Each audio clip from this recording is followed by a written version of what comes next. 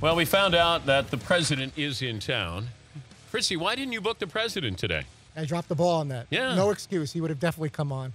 We'd have Can't let that slide. Yeah, president. That'd be nice. Instead, we got Scott Pioli, the former NFL executive of the year. I want one with your name on it, man. What? It's got Ram Truck on it. I want your name on it. Well, will you ease into the show here a little bit? Here? Sorry. A lot of pressure, Dan. You know what I'm coming from right now. Okay, so Scott used to work with the Patriots in the front office. He got decorated there. You were the NFL executive of the year. Is that it? Something like that, yeah. Did you get a plaque or anything? What do you get for that? You know what? One place, Pro Football Weekly, didn't have an award. Yeah.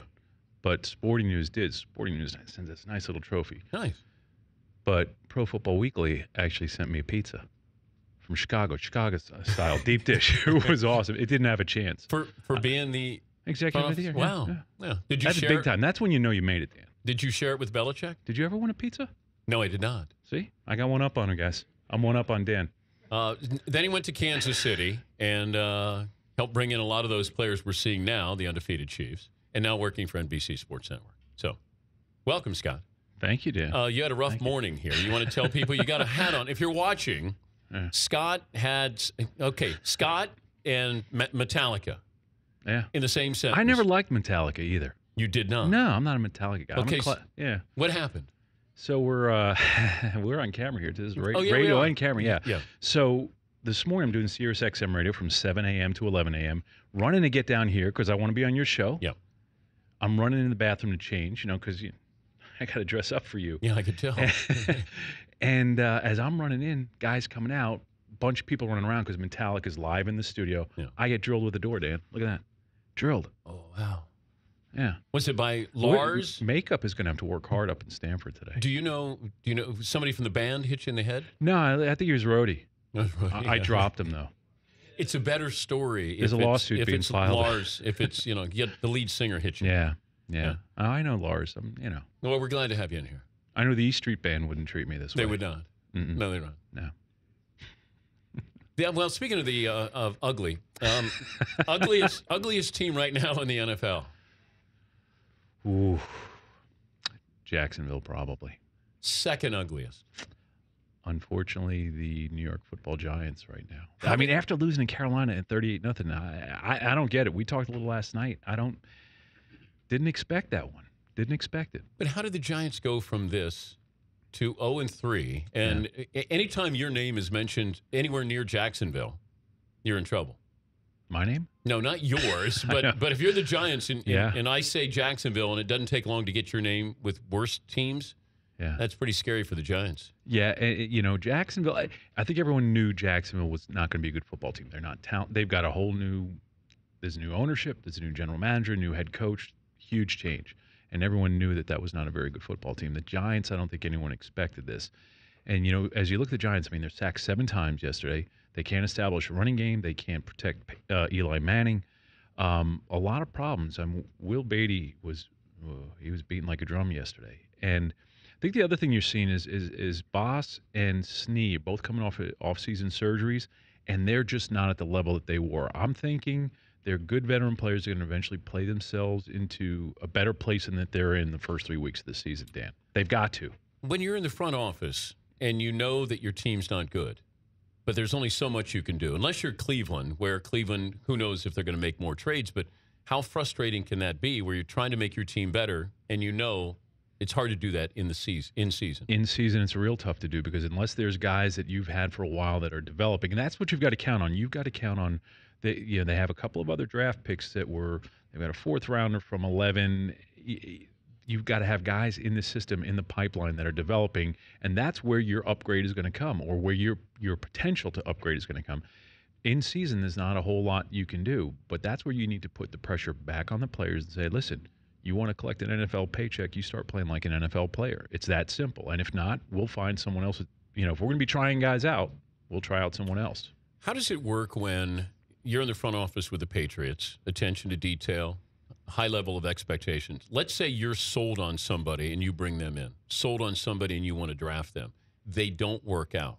Mm-hmm. How does it work then, feedback from Belichick on something like that? Well, the collaboration between Bill and I was so good, and we were on the same page with so many players. there wasn't very often a time where I would say, Bill, I like this guy, and Bill didn't like the guy. So when did you disagree? Who did you disagree on? Wow. Off the top of my head, I can't think of one right off the top of my head, Dan. There were disagreements, but what would happen whenever we disagreed, one of us would go back, like there were guys that Bill liked that I didn't like, or vice versa. What we would do is the other would spend more time looking at the player, and eventually that was one of the beautiful things. There was a like-mindedness, and when we were wrong, we were both generally wrong together, which is a healthy thing, because you're going to make mistakes. The things are going to go wrong, but that was another great part of what happened in New England too. Was there was a trust in Bill where he didn't even worry about a lot of the personnel stuff, particularly in the early years. But did anybody not like Brady? No, again, revisionist history has been a fascinating thing. Watching how many people, I can't tell you how many scouts I've heard. Oh boy, I loved Brady. Our GM just wouldn't do it, or our coaches didn't like him, or how many coaches would say, "Boy, we really like that Brady guy, but our personnel people didn't like him." We started talking about Tommy, I would say around the third round. But again, what people don't, there's all kinds of revisionist history of what happened and why it happened. And back then, when we took over the 2000 team, we had a roster of 42 players, and we were $10.5 million over the cap. We had to cut down to 39 players to get under the cap and do some bad contracts to borrow money for the future. So we're sitting there, and we signed, I want to say it was 29 rookie free agents that year, along with our draft picks. And when we got to the draft, we're looking at the board. We liked Brady a little bit. But the one thing that we had with those 39 players on the roster was we had 3 quarterbacks. We had Drew Bledsoe, John Freese, and Michael Bishop. So the one position when you're drafting based on need and best player, you're waffling back and forth as to you have to do things strategically. So in the 4th round, we're looking at Arthur Love. We're looking at a tight end. Well, we need a tight end. We're really desperate. We were bad at the tight end position. Ben Coates had left, and you start making decisions, but every round we're looking at Brady. When it got to by the 6th round, we had our board stacked vertically and horizontally. By the time we got to the 6th round, Brady is all the way over to the left by himself, and we say, what are we doing here? From a value standpoint, we like this guy. And Dick Rabine, God rest his soul, who passed away actually during training camp in 2001 season, he had a heart attack on the treadmill, really liked him. Charlie liked him. Everyone liked Brady. And by the time we got to the 6th round, what are we thinking here? So we took him. And the other thing that people forget is, it was dumb luck. Most teams that year and most teams now keep only 2 quarterbacks on their roster. During the entire 2000 season, we kept 4 quarterbacks on the roster. So, we felt pretty strongly about Tommy once we had him in-house. But what do you see in somebody like that who wasn't even the starter at Michigan? I mean, he competed with Drew Henson, and that's another place where there's been revisionist history. Everyone in Michigan, who was at Michigan, oh, we love Tommy, we love Tommy. I was at Michigan that year, and I remember what was being said about Tommy. Anyway, that's a whole. What was it? It wasn't. He's not that good. He doesn't have a strong arm. It wasn't. They were playing Henson more often, but every time Tommy played, they won. He didn't look imposing. Like, he was very kind of frail looking at Michigan. It was a bad body. Yes, but it's that was a bad. Was that on the scouting report? Bad body. I got to tell you, one of the funniest things. This group of guys here, that you talk about some practical jokers. They got a hold of Tommy's combine photo.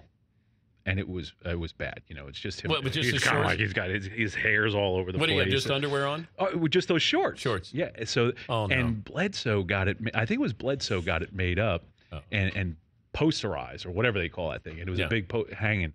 And then someone got a hold of Bledsoe's, and underneath they put this sign that says, "Now I know why tigers eat their young."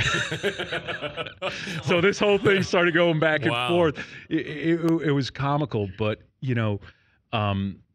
the thing about Tommy, though, is once he got there, how there's certain people you can just feel greatness, or you feel there's just something about him. And Tommy had that, and he also had a work ethic. I finally gotten permission from Tommy to tell this story. It was his rookie year. And why don't you hold on? Oh, yeah. We'll take a break. Absolutely. You come back and you tell your favorite Brady. Maybe I can find a Dunkin' Donuts between now and the next. Will you stop whining here? He's Scott Pioli, now working with NBC, and he'll come back. Tell us, Tommy. Everybody's got to call him Tommy. His name's Tom. I know Tommy. Oh, I don't know who this God. Tom Brady guy is. Yeah. I know Tommy. Okay, Tommy. So he tells Tommy Brady's story. More of your phone calls as well. Does anyone call you Danny? No, my mom does. That's it. That's it? Yeah. Okay. You can call me Danny if you want. I'm thinking about it. Okay. All right, Scotty. 12 before the hour, Dan Patrick Show. The Dan Patrick Show, weekday mornings on Audience.